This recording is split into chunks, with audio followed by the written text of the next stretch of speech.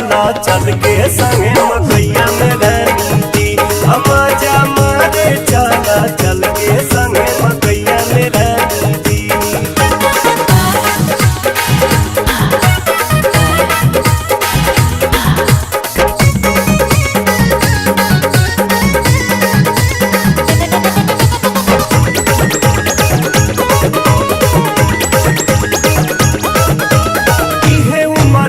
प्यार करे के डर बहकौने बात के मिलल बा मौका मपैया में चला लूटल हर मुलाकात के।